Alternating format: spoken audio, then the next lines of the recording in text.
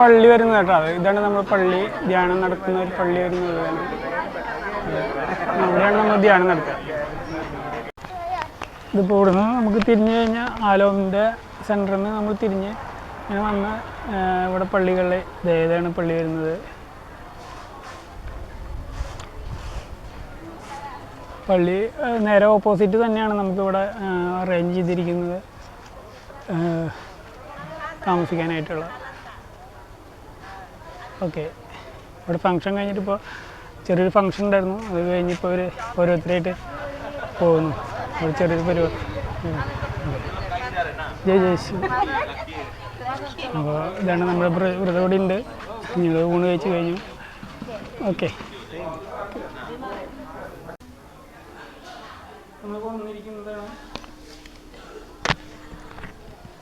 നമ്മുടെ ബൈബിള് നമ്മൾ നാട്ടിൽ നിന്ന് കൊണ്ടുവന്നില്ലേ, ആ ബൈബിളാണ് കട്ടിയിട്ട് വെച്ചിട്ടിരിക്കുന്നത്.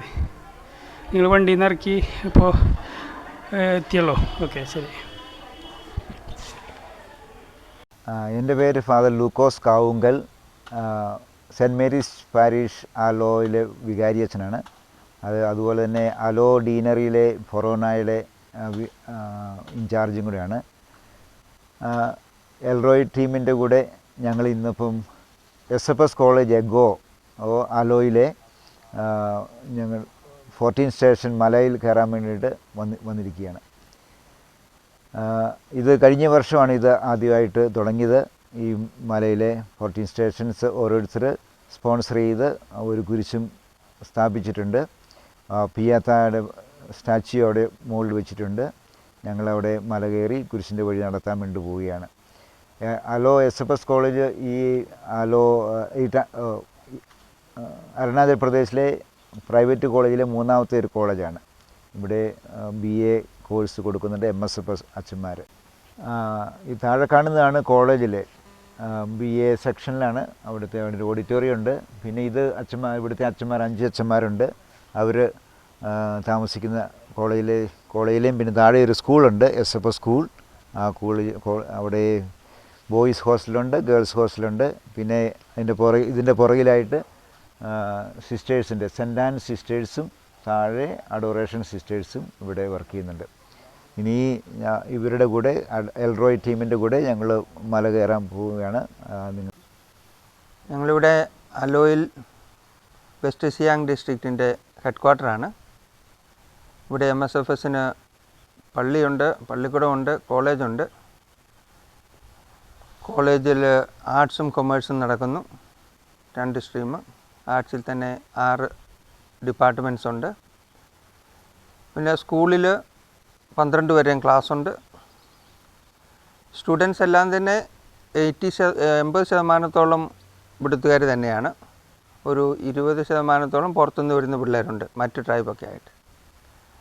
അല്ല എങ്കിൽ പിള്ളേരൊക്കെ വളരെ നല്ല പിള്ളേരാണ്, ഒബീഡിയൻ്റാണ്. അവരെ കൊണ്ട് വലിയ കുഴപ്പമൊന്നുമില്ല. പിന്നെ പോയിട്ട് അത്യാവശ്യത്തിന് മാത്രമേ പള്ളിക്കൂടത്തിൽ വരാറുള്ളൂ.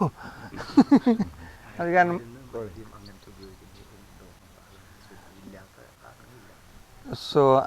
അല്ലെങ്കിൽ നല്ല പിള്ളേരാണ്, വെരി കോഓപ്പറേറ്റീവ്. പേരൻസ് ആണെങ്കിലും വളരെ കോഓപ്പറേറ്റീവാണ്. അവർക്ക് നമ്മളെ ആവശ്യമുണ്ട്, അവരെല്ലാ കാര്യത്തിലും സഹകരിക്കുകയും ചെയ്യും. നമ്മുടെ കോളേജ് സംസ്ഥാനത്തിൽ തന്നെ നല്ലൊരു കോളേജാണ്. ബെസ്റ്റ് 3 കോളേജിലുള്ളതാണ് നമ്മുടെ കോളേജ്. എൻ്റെ നാട് ഞാൻ പാല ഭരണങ്ങാനത്തു നിന്നുള്ളതാണ്. പാല രൂപത ഭരണങ്ങാനം ഇടവക. ഇവിടെ വന്നിട്ട് കുറേ കാലമായി, 10-25 വർഷമായി. അപ്പം അതെ, ഈ എറണാകുളത്തിൽ കൂടി ആയിട്ട് പല സ്ഥലങ്ങളിലായിട്ട് ജോലി ചെയ്ത് ഇപ്പം വീണ്ടും ഇവിടെ തന്നെ ഉണ്ട്. ഇവിടെ വന്നിട്ട് 5 വർഷമായി. സുഖമായിട്ടിരിക്കുന്നു, കണ്ടാലേ അറിയാലോ. സുഖമായിട്ടൊക്കെ പോകുന്നു. Thank you. ഹലോ, ഈശോമിശിഹായ്ക്ക് സ്തുതിയായിരിക്കട്ടെ. എൻ്റെ പേര് വർഗീസ് മാണിക്കത്താൻ. ഞാൻ അങ്കമാലി മഞ്ഞപ്ര ഭാഗത്തു നിന്നാണ്. MSFS കോൺഗ്രിഗേഷൻ്റെ അച്ഛനാണ്. ഞാനിവിടെ ഒരു 12 വർഷമായി എറണാകുളത്തിൽ വർക്ക് ചെയ്യുന്നു. ആദ്യം ഞാൻ പാസിഗഡ് എന്ന് പറയുന്ന ഈസ്റ്റ് സിയാങ് ഡിസ്ട്രിക്റ്റിൽ പാസിഗഡ് എന്ന് പറയുന്ന സ്ഥലത്തായിരുന്നു. ഇപ്പോഴും അവിടെ തന്നെയാണ്. ഇടയ്ക്ക് കായിങ് എന്ന് പറയുന്ന സ്ഥലത്തേക്ക് ഒരു 6 വർഷം അവിടെ ജോലി ചെയ്തായിരുന്നു. ഇപ്പോൾ വീണ്ടും പാസിഗഡിലാണ് പാരിഷ് പ്രീസ്റ്റായിട്ടും പ്രിൻസിപ്പളായിട്ടും വർക്ക് ചെയ്യുന്നു. അവിടെ നമുക്കൊരു 600ഓളം കുട്ടികളുണ്ട് നമ്മുടെ സ്കൂളിൽ. 10ാം ക്ലാസ് വരെയുള്ള LKG തുടങ്ങി 10ാം ക്ലാസ് വരെയുള്ള കുട്ടികൾ. വേറെ വിശേഷം എന്തെങ്കിലും ചോദിക്കാനുണ്ടെങ്കിൽ ചോദിച്ചോളൂ, ഞാൻ പറയാം. പുതിയ നമുക്ക് ഈ അരുണാചലിൽ നമുക്ക് ഒരു 90s-ലാണ് 80s ആൻഡ് 90s 80s അല്ലെങ്കിൽ 90s നമ്മൾ ഇങ്ങോട്ട് കയറി വർക്ക് ചെയ്യാൻ തുടങ്ങിയത്. അപ്പോൾ ആ സമയങ്ങളിൽ നമുക്ക് ഇത് അരുണാചലിൽ നമുക്ക് ക്രിസ്ത്യാനിറ്റിയോട് അത്ര ഓപ്പൺ അല്ലായിരുന്നു. ആ സമയങ്ങളിൽ നമുക്ക് വളരെ പേടിപ്പെടുത്തുന്ന ഒരു അന്തരീക്ഷമായിരുന്നു. നമ്മൾ ഇവിടേക്ക് വർക്ക് ചെയ്ത് നമ്മൾ ബൈബിളൊക്കെ കണ്ടു കഴിഞ്ഞാൽ അവർ നമ്മളെ ജയിലിൽ കൊണ്ടുപോയിടുന്ന അച്ഛന്മാരായിട്ട് നമുക്ക് വർക്ക് ചെയ്യാൻ ബുദ്ധിമുട്ടായിരുന്നു. അപ്പോൾ നമ്മൾ ആസാമിൻ്റെ ബോർഡർ ഏരിയാസിൽ നിന്നുകൊണ്ടാണ് കുട്ടികളെ നമ്മുടെ സ്കൂളിലേക്ക് കൊണ്ടുവരികയും അവർക്ക് ബാപ്റ്റിസം കൊടുക്കുകയൊക്കെ ചെയ്തുകൊണ്ടിരുന്നത്. അപ്പോൾ അത് കഴിഞ്ഞ് നമ്മളൊരു 90s ആയപ്പോഴേക്കും നമ്മൾക്ക് ഒത്തിരി സ്വാതന്ത്ര്യത്തോടു കൂടി വർക്ക് ചെയ്യാനുള്ള ഒരു ഇത് കിട്ടി. അപ്പോൾ ഞങ്ങളുടെ MSFS ഫാദേഴ്സ് ഒത്തിരി ഈ സിയാങ് ഡിസ്ട്രിക്റ്റിലേക്ക് ഒത്തിരി വരികയും അതുപോലെ തന്നെ ഗോസ്പെലിങ് 97-98 ഞങ്ങളുടെ മിഷൻസ് ഇവിടെ തുടങ്ങുന്നത്. അതിനു മുമ്പും ഞങ്ങളുടെ അച്ഛന്മാർ വരുമ്പോൾ ഒത്തിരി മാസ് കൺവേർഷൻസ് ഉണ്ടായിരുന്നു ആ സമയത്ത്. അപ്പോൾ ഒത്തിരി ക്രിസ്ത്യാനിറ്റിയെക്കുറിച്ച് അധികം അറിയില്ലെങ്കിലും അവർക്ക് ഒത്തിരി ഈ ചെകുത്താനെ പൂജിക്കുക അല്ലെങ്കിൽ ആത്മാക്കളെ പ്രീതിപ്പെടുത്തുക അങ്ങനെയൊക്കെയുള്ള സമ്പ്രദായങ്ങളായിരുന്നു. ഇപ്പോൾ രോഗം വരുമ്പോൾ അവർക്ക് എന്താ ചെയ്യേണ്ടതെന്ന് അറിയത്തില്ല. അപ്പോൾ അവർ പൂജാരി വിളിച്ചിട്ട് പൂജ ചെയ്യിപ്പിക്കും. അപ്പോൾ കുറച്ചൊക്കെ രോഗം ഭേദമായെങ്കിലും ഒത്തിരി സാമ്പത്തിക നഷ്ടം അവർക്കുണ്ടായിരുന്നു. ചിലപ്പോൾ കോഴിയായിരിക്കും, അല്ലെങ്കിൽ ആടായിരിക്കും, അല്ലെങ്കിൽ പശുവിനെയൊക്കെ ആയിരിക്കും, പശു അല്ലെങ്കിൽ മിഥുൻ അല്ലെങ്കിൽ പന്നി അങ്ങനെയൊക്കെ സാക്രിഫൈസ് ചെയ്യേണ്ടി വരുമ്പോൾ ഒരു കുടുംബം നഷ്ടപ്പെട്ടു പോകും. അപ്പോൾ അങ്ങനെ ഞങ്ങൾ ചിലപ്പോഴൊക്കെ ചെന്ന് പ്രാർത്ഥിക്കുമ്പോൾ സൗഖ്യം കിട്ടുമ്പോൾ ഒത്തിരി പേര് വിശ്വാസത്തിലേക്ക് വരികയും ആ സമയത്ത് അച്ഛന്മാർക്ക് ഒത്തിരി റിസ്ക് ഉണ്ടായിരുന്നു. ചിലപ്പോൾ പ്രാർത്ഥിച്ചില്ലെങ്കിൽ ശരിയായില്ലെങ്കിൽ അല്ലെങ്കിൽ അസുഖം ഭേദമായില്ലെങ്കിൽ, പക്ഷേ ദൈവം നമ്മോട് കൂടി ഉണ്ടാകുമ്പോൾ എപ്പോഴും നമ്മൾ പ്രാർത്ഥിക്കുമ്പോൾ ഒക്കെ അസുഖങ്ങൾ ഭേദമാവുകയും ഒരു ഗ്രാമം മൊത്തത്തിൽ വിശ്വാസം സ്വീകരിക്കുന്ന അങ്ങനെയൊക്കെയുള്ള അനുഭവങ്ങൾ അച്ഛന്മാർക്കുണ്ടായിട്ടുണ്ട്. ഞങ്ങളൊക്കെ ലേറ്റസ്റ്റ് സ്റ്റേജിലാണ് വന്നിരിക്കുന്നത്. പക്ഷേ അച്ഛന്മാർ ലൂക്കോസസിനൊക്കെ ഒത്തിരി പണ്ടേ തന്നെ അരുണാചലിലേക്കൊക്കെ വന്ന് വർക്ക് ചെയ്തിരിക്കുന്ന അച്ഛന്മാരാണ്. ലൂക്കോസസിനും അതുപോലെ ജോസഫിനും. Family situations, family marital life, കുടുംബജീവിതം, വിവാഹ ജീവിതം, ഇവരുടെ വിവാഹ ജീവിതത്തെക്കുറിച്ച് പറയുകയാണെങ്കിൽ ഒരു പുരുഷനും സ്ത്രീ അവർ പ്രായമാകുമ്പോൾ പുരുഷൻ ഈ സ്ത്രീയെ കല്യാണം കഴിക്കാനായിട്ട് ആഗ്രഹമുണ്ടെങ്കിൽ അവർ തമ്മിൽ പരസ്പരം ഒരു ഐക്യവും സ്നേഹമൊക്കെ ഉണ്ടാവും. അപ്പോൾ ഈ പുരുഷൻ പെൺകുട്ടിയുടെ വീട്ടിൽ ചെന്ന് താമസിക്കുകയാണ് ചെയ്യുന്നത്. പതുക്കെ ഒരു പ്രാവശ്യം ഒരു ദിവസം പോയി ചെന്ന് താമസിക്കുന്നു. അപ്പോൾ അധികമൊന്നും പറയുകയൊന്നുമില്ല, കൂട്ടുകാരനാണെന്ന് പറയും. അപ്പോൾ ആദ്യം ഒരു ദിവസം താമസിക്കും, പിന്നീട് അടുത്ത ആഴ്ച വരുമ്പോൾ 2 ദിവസമായി, പിന്നെ അടുത്ത മാസം വരുമ്പോൾ ഒരാഴ്ച താമസിക്കും.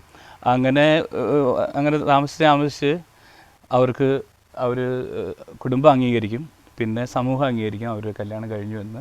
പിന്നെ കുട്ടികളായി, അത് കഴിഞ്ഞ് 2-3 കുട്ടികളൊക്കെ കഴിഞ്ഞിട്ടാണ് അവർക്ക് ചിലപ്പോൾ ഒത്തിരി കുട്ടികൾ വളർന്നതിന് ശേഷമായിരിക്കും അവർക്ക് കല്യാണം എന്നുള്ളൊരു സാക്രമെൻറ്റ് സ്വീകരിക്കുന്നവർ കുറവാണ്. സമൂഹം തന്നെ അവരെ കല്യാണം എന്ന് പറയുന്നത് ഒരു ചടങ്ങ് മാത്രമാണ് അവർക്ക്. നമുക്ക് മറ്റുള്ള സമൂഹങ്ങളിൽ കാണുന്ന പോലെ വലിയൊരു ചടങ്ങ് അല്ലെങ്കിൽ എന്താ പറയുക, നമുക്ക് മോതിരം കൈമാറുക അങ്ങനത്തെ ചടങ്ങുകളൊന്നുമില്ല. സമൂഹം അവരെ സ്വീകരിക്കുന്ന ഒരു വലിയൊരു ഖാന കൊടുക്കുന്നു, അല്ലെങ്കിൽ ഒരു പാർട്ടി കൊടുക്കുന്നു. അതോടുകൂടി അവർ കല്യാണം കഴിഞ്ഞതായിട്ട് അംഗീകരിക്കുന്നു. പിന്നെ കല്യാണത്തിന് പെൺകുട്ടിക്കാണ് അവർ സ്ത്രീധനം കൊടുക്കുന്നതെന്ന് പറയാൻ പറ്റില്ല. ഇവർ കൊടുക്കുന്നത് ചിലപ്പോൾ ഉപ്പായിരിക്കും, അല്ലെങ്കിൽ പശുവിൻ്റെ ഒരു കുറവായിരിക്കും, 2 പന്നികളായിരിക്കും. അത് പെൺകുട്ടിയുടെ പിതാവാണ് അല്ലെങ്കിൽ അവരാണ് ഡിമാൻഡ് ചെയ്യുന്നത്, അതിനനുസരിച്ചായിരിക്കും കൊടുക്കുന്നത്. പിന്നെ പണ്ടൊക്കെ എന്ന് പറഞ്ഞാൽ കല്യാണത്തിന് നല്ല ആൺകുട്ടികൾ കാട്ടിപ്പോയി ഈ എന്താ പറയുക അണ്ണാൻ്റെ വാല് കൊടുത്തിട്ടാണ്. അപ്പോൾ അണ്ണാൻ്റെ വാല് ഒരു 30 അല്ലെങ്കിൽ 60 കൊണ്ടുവരണമെന്ന് പറയും ആൺകുട്ടിയോട്. അപ്പോൾ അതവൻ കൊടുത്താൽ മാത്രമാണ് കല്യാണം നടക്കുള്ളൂ. അതിൻ്റെ ഒരു കാര്യം എന്ന് വെച്ച് കഴിഞ്ഞാൽ ആൺകുട്ടി ഈ എന്താ പറയുക കാട്ടിപ്പോയി ഈ നായാട്ടിന് പ്രാഗൽഭ്യമുണ്ടെന്ന് കാണിക്കാൻ വേണ്ടിയിട്ടാണ് ഇവരെ അങ്ങനെ കഴിവുണ്ടെന്നുള്ളതാണ് എൻ്റെ ഒരു ഇത്. പള്ളിയിൽ വെച്ച് കല്യാണം നടക്കുന്നത് സാക്രമെന്റ് പള്ളിയിൽ വെച്ച് ഈയിടെയൊക്കെ ആയിട്ട് കല്യാണങ്ങൾ നടത്താനായിട്ട് ഞങ്ങൾ ശ്രമിക്കുന്നുണ്ട്. നമ്മളൊരു അവയർനെസ്സും അതുപോലെ തന്നെ റെക്ടിഫിക്കേഷൻ ഓഫ് മാരേജൊക്കെ നടക്കുന്നുണ്ട് ഇപ്പോൾ.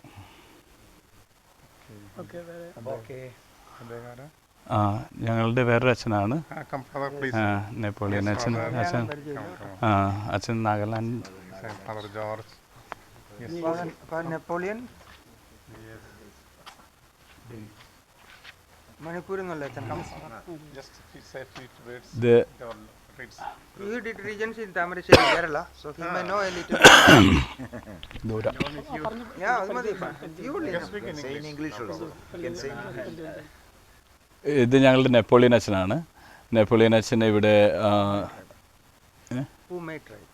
പുമൈ ട്രൈബിൽ നിന്നാണ് അച്ഛൻ. നാഗാലാൻഡ്, മണിപ്പൂർ ആ ഭാഗത്തു നിന്നുള്ള അച്ഛനാണ്. അച്ഛൻ വൈദികനായിട്ട് 6 വർഷമായി ഇപ്പോൾ അച്ഛനായിട്ട്. അപ്പോൾ അരുണാചലിൽ ഞങ്ങളുടെ അടുത്ത് അച്ഛൻ വർക്ക് ചെയ്യുന്നു. ഞങ്ങളുടെ കുട്ടികളൊക്കെ നോക്കുന്ന അച്ഛനാണ്. അതുപോലെ തന്നെ സ്കൂളിലും സേവനം അനുഷ്ഠിക്കുന്നു. വളരെ നല്ലൊരു സേവനം അനുഷ്ഠിക്കുന്ന ഒരു അച്ഛനാണ് MSFSൻ്റെ.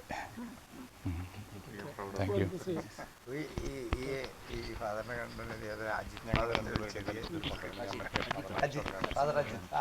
അജിത്ത്. ഇവരെ പരിചയപ്പെടുത്താനാണ് വന്നേക്കുന്നത്. ഇവിടെ ഫാദർ ജോസ് കരിപ്പടം ഈ SFS കോളേജിൻ്റെ പ്രിൻസിപ്പളാണ്. MSFS ഇത് അനന്തർ father Varghese Manikkathan, MSFS parish priest of SFS school Pasighat. പിന്നെ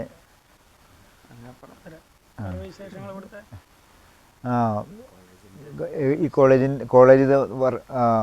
തുടങ്ങിയിട്ട് വർഷങ്ങളായി. ഇവിടുത്തെ പ്രിൻസിപ്പളായിട്ട് രണ്ടാമത് വന്നതാണ് ഈ അച്ഛന്. ആദ്യത്തെ അത് കഴിഞ്ഞ് പിന്നെ രണ്ടാമത് വന്ന് ഇനിയിപ്പോഴും പിന്നെയും പ്രിൻസിപ്പളായിട്ട് ഉണ്ട്. ഇവിടെ 5 അച്ഛന്മാരുണ്ട് ഈ SFS കോളേജിൽ. 2 പേര് സ്കൂളിൽ, താഴെ ഒരു സ്കൂളുണ്ട്, ആ സ്കൂളിൽ വർക്ക് ചെയ്യുന്നുണ്ട്. 3 പേര് ഇവിടെ. Sisters, adoration sisters and saint Ann's sisters ഇവിടെയുണ്ട്. സെൻറ്റ് ആൻസ് സിസ്റ്റേഴ്സ് കോളേജിലെ ഗേൾസ് ഹോസ്റ്റൽ നടത്തുന്നു. അഡോറേഷൻ സിസ്റ്റേഴ്സ് സ്കൂളിലെ ഗേൾസ് ഹോസ്റ്റൽ നടത്തുന്നു. പിന്നെ സ്റ്റുഡൻസ് 300-350 സ്റ്റുഡൻസ് ഉണ്ട് കോളേജിൽ. പിന്നെ സ്കൂളിലുണ്ട് ഒരു 10-300 പേര് അവരാണ്. ഇവിടെ ഹോസ്റ്റലിലുണ്ട് ഒത്തിരി പേര്. ബോയ്സ് ഹോസ്റ്റലിൽ അറൗണ്ട് 90 പേരോളം ഉണ്ട്. അതുപോലെ തന്നെ ഗേൾസ് ഹോസ്റ്റലിലും ഉണ്ട് 20 പേരോളം. സോ അങ്ങനെ ഹോസ്റ്റലിലാണ് സാധാരണ ഒത്തിരി പേര് ഉള്ളത്. ഇവിടുത്തെ ആൾക്കാർ ഗലോ ട്രൈബാണ്. ഗലോ എന്ന് പറയും. അവരുടെ ഭാഷയുണ്ട്, അവരുടെ കൾച്ചർ അവരുടെ തന്നെയുണ്ട്. ഗലോ ട്രൈബ്സ്. അച്ഛൻ്റെ വിശേഷങ്ങൾ?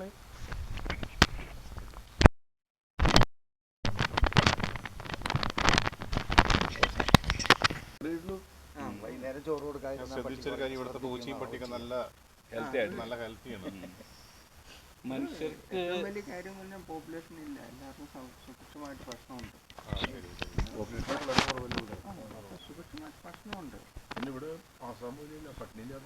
അതാണ് ഒട്ടുമില്ല. എന്ത് ചെയ്താലും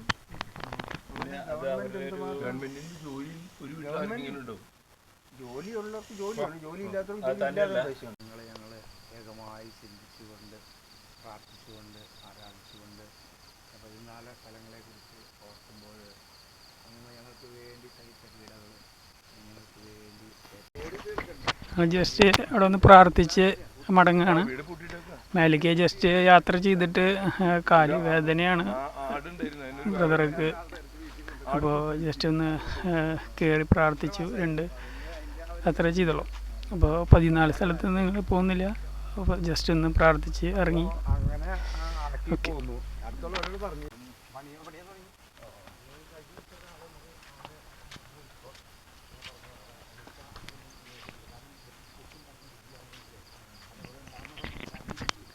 ജസ്റ്റ് നമുക്ക് ഇവിടെ നോക്കിയാൽ കാണാം, അതിൻ്റെ മേലെ തന്നെയാണ് അതിൻ്റെ കുരിശിൻ്റെ വഴി വന്നിരിക്കുന്നത്. നമ്മൾ ആ വഴിക്കാണ് വന്ന് താഴ്ത്തി ഇങ്ങനെ വന്നത്. അതിന് വന്ന് നമ്മൾ അതിൻ്റെ ചുവട് കൂടി ചേർന്ന് അവർ താമസിക്കുന്ന അത് ഗസ്റ്റ് ഹൗസ്. അപ്പോൾ അവിടെ നമ്മൾ ഇന്ന് കുറച്ച് നേരം സ്പെൻഡ് ചെയ്തിട്ട് നമ്മുടെ റൂമിൽ തന്നെ പോവും. ഇവിടുത്തെ കാഴ്ചകളൊക്കെ ഇതാണ്. അപ്പോൾ നമ്മുടെ എല്ലാ കാര്യത്തിനും ഫൊറോന വികാരി ലൂക്കോസ് അച്ഛൻ നമ്മുടെ കൂടെ തന്നെ ഉണ്ട്. അപ്പോൾ എല്ലാവർക്കും നല്ലൊരു ദിവസം ആശംസിക്കുന്നു. നിനക്ക് കർത്താവ് നമ്മുടെ പ്രാർത്ഥനയൊക്കെ കർത്താവ് കേൾക്കുന്നുണ്ട്. അപ്പോൾ എല്ലാവർക്കും നന്ദി പറയാണ്. അപ്പോൾ ഇനിയും നമ്മുടെ ശുശ്രൂഷകൾക്ക് വേണ്ടി പ്രാർത്ഥിക്കുക. നാളെയാണ് ധ്യാനം വരുന്നത്. അപ്പോൾ നാളെ മെച്ചിക്കാലേക്ക് ഞങ്ങൾ യാത്രയാവും. സംഭവം അവിടെ എത്തുന്നതനുസരിച്ചായിരിക്കും നമ്മൾ ബാക്കിയുള്ള കാര്യങ്ങൾ ക്രമീകരിക്കുക. അപ്പോൾ നമുക്ക് വേണ്ടി വചനം പ്രഘോഷിക്കാൻ ഞങ്ങളുടെ നാവുകളെയും ശരീരത്തെയും അവിടുന്ന് ശക്തിപ്പെടുത്തണമേ. അങ്ങയുടെ പീഡാസഹനങ്ങളോട് ചേർത്ത് ഞങ്ങളുടെ എല്ലാ കാര്യങ്ങളും കാഴ്ചവെക്കുന്നു. ജീവിതത്തിലെ ഞങ്ങൾ രാത്രി പോയി വന്നപ്പോൾ കയറിയിട്ടുള്ളൂ. അപ്പോൾ ഞങ്ങൾ യാത്ര പോയി വന്നുള്ളൂ. ഓക്കെ.